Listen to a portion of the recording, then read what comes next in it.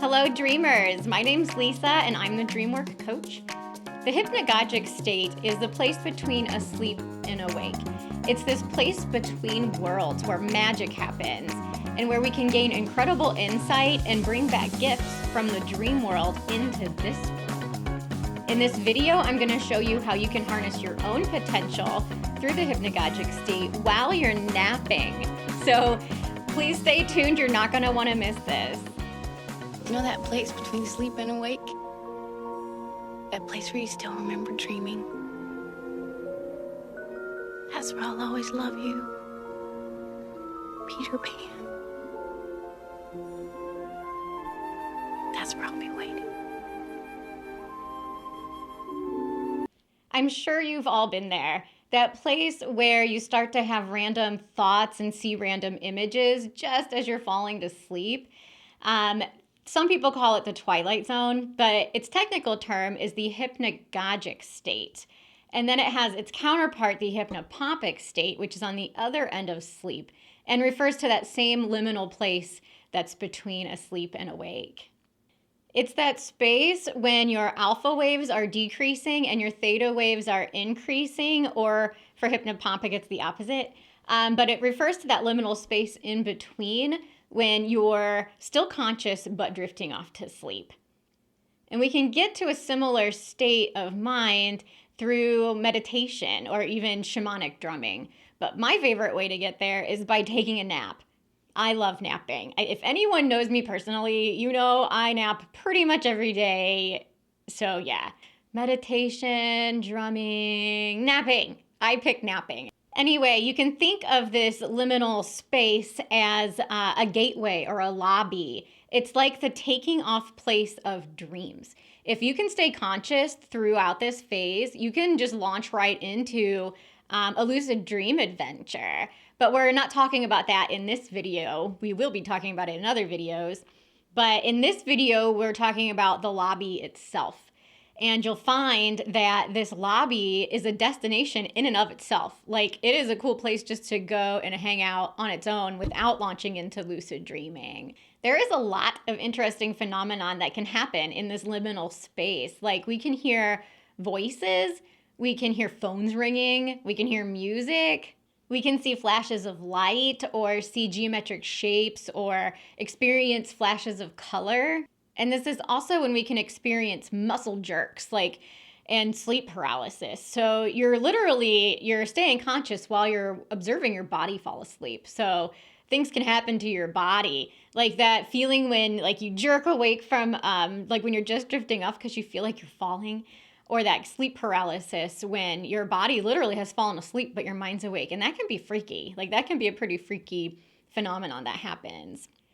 And oftentimes this is when I personally and a lot of people start to see super vivid imagery that can include people's faces or animals or just lots of bizarre stuff that actually makes pretty awesome artwork if you're an artist. There's even some other super rare things that can happen when you're in this phase. So one of the things that I know about only because it happened to me and I looked it up, this is a little known thing that can happen when you're in this hypnagogic state, and it's called exploding head syndrome. So one night I was drifting off to sleep and I heard in my kitchen, I was woken up by the sound of a gunshot in my kitchen. I bolted out of bed and I was like, oh my gosh, someone's in my kitchen shooting off a gun. What? So I peek my head out of my door and I'm looking and there's nothing there. It's completely quiet. Nothing's been moved or disturbed. So I tiptoe out. I turn on every light in my house. I'm searching everywhere. I'm looking under beds and in closets. I'm convinced something happened. And it's not occurring to me that my dogs are still peacefully sleeping in bed. If there was a murderer in my kitchen shooting off guns, you can bet they'd be up barking or doing something. So that didn't occur to me.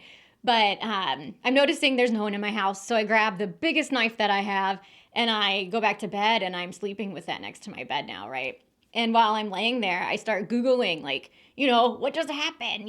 Sounds of someone that's not there and whatever. And eventually I got to finding out that it's called exploding head syndrome. It's something that can happen.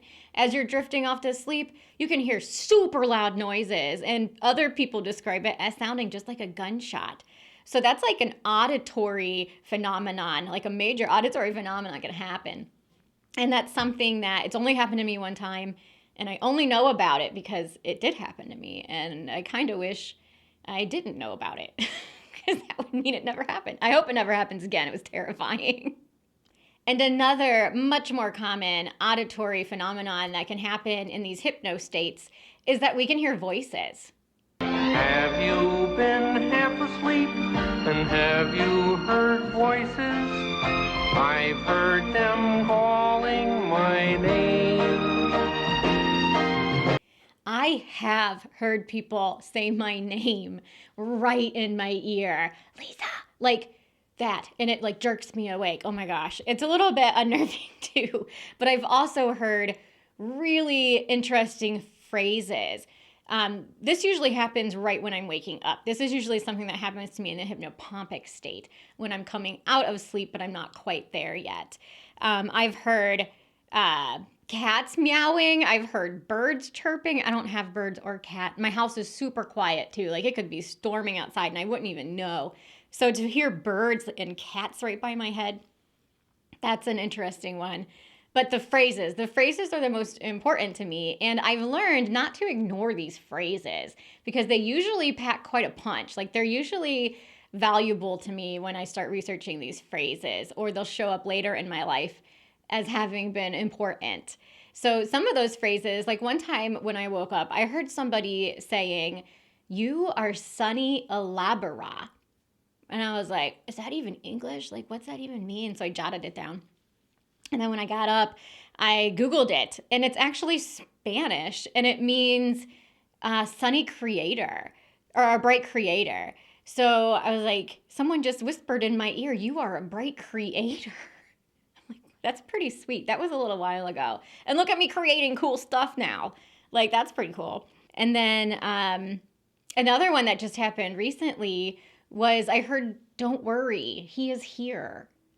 Like, who is he? What? Like, that was a little bit of a crazy one, too. And then, actually, I had, like, a super recent one, too. What was that? Hold on one second. Let me look this up. Yeah, so this is one that happened, like, a couple weeks ago where, like, I had this memory of a conversation. Like, the conversation was still happening as I was waking up. So I was in the hypnopompic state. And I had just said to someone, I have no idea who or what I want to be, right? And this woman's voice, she said, "Don't you know? That's the whole point." Like, words of wisdom. Was I talking to a guide? Like, right as I was waking up? So my whole point is that these liminal states, they're very special in many ways. Like, for me, one of the most important things with them is that I'm conscious through them. So I remember them much more vividly than I remember a lot of my night dreams. Anyway, another more common thing that happens during these hypno states is, like I mentioned earlier, you can see flashes of light or colors or geometric shapes. And this happened to me too not that long ago, where I woke up in the middle of a dream. Like, I just woke up and I saw orbs of light in my room. So I'm like, I'm still in that dreamy state and I'm seeing things. It's almost like you're seeing into another world. You're seeing things that you normally wouldn't see because your brain waves and you are like in tune to this dream world still while your eyes are wide open. It's quite incredible. There's a lot of really magical things that happen.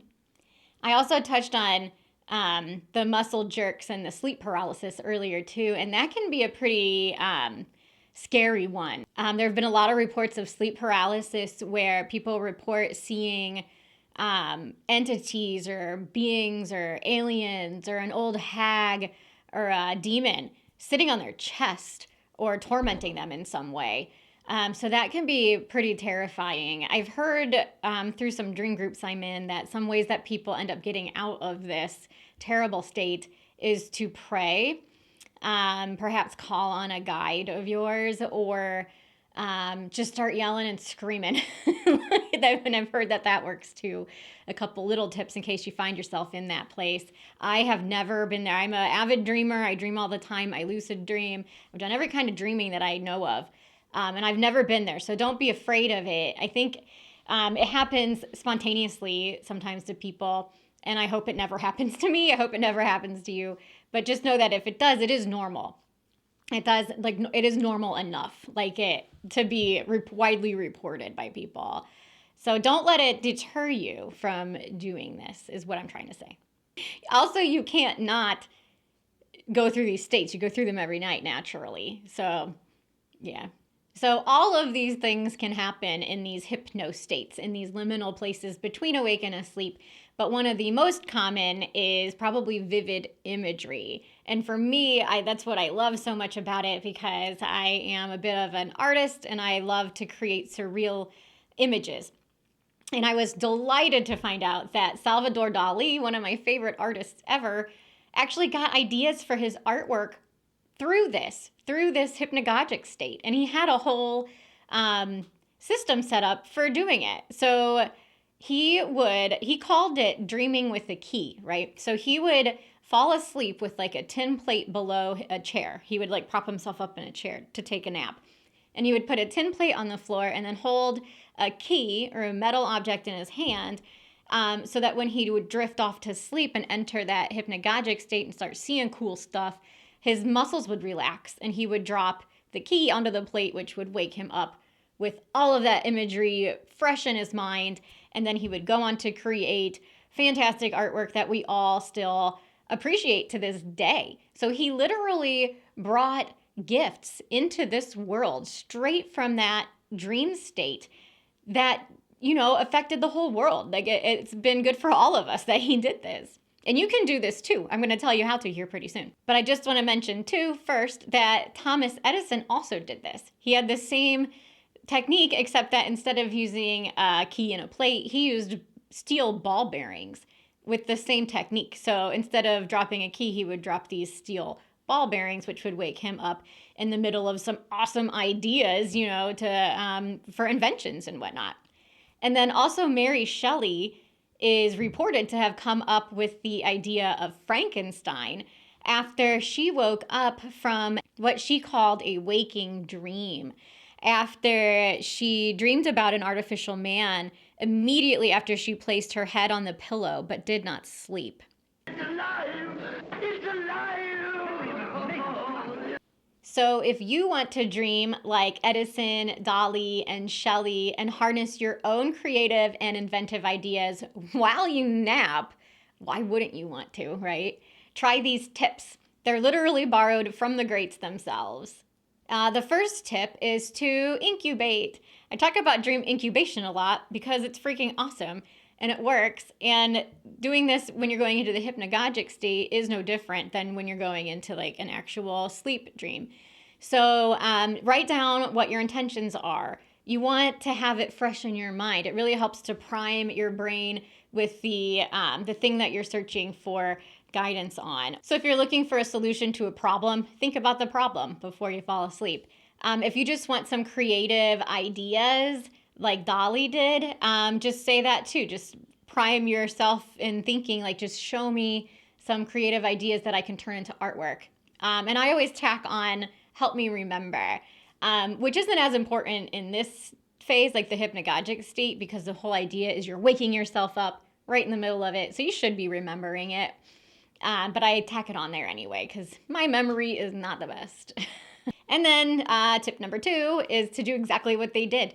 Get a plate and a spoon or something that will make some noise when it hits the ground. And prop yourself up in a chair or lay on a couch. You're not going to be sleeping long, so you don't want to get too comfortable for this, or you might just drift off and sleep for way longer than you want to. So prop yourself up in a chair or lay on a couch or something, but just hold your hand, the object, and your hand over the edge so that when you fall asleep, your muscles relax, you'll release whatever object that is onto the floor and you'll wake up. So I tried this, of course, because why not? And I'm actually going to do it a lot more now that I tried it because it's really cool. I got a plate and a spoon and I fell asleep on my couch with my hand hanging over the couch. But then I just fell asleep because my muscles didn't relax and I never dropped the spoon. So apparently I have like this death grip when I sleep. So I slept for a little while and woke up. And then later on, I tried it again. And this time I got a coconut oil jar that's bigger and heavier and more awkward, slippery and round so that I couldn't get a death grip on it when I'm sleeping. And I held that instead. And that time it worked. So as soon as I fell asleep, my muscles relaxed and I dropped it on the floor, and that was loud enough to wake me up. And then I jotted some stuff down. So I'll share with you what that was here in just a minute. So anyway, tip 2 is to get something in your hand that when you drop it, when you fall asleep, you'll wake up. And then the next tip is to don't do this when you're too tired.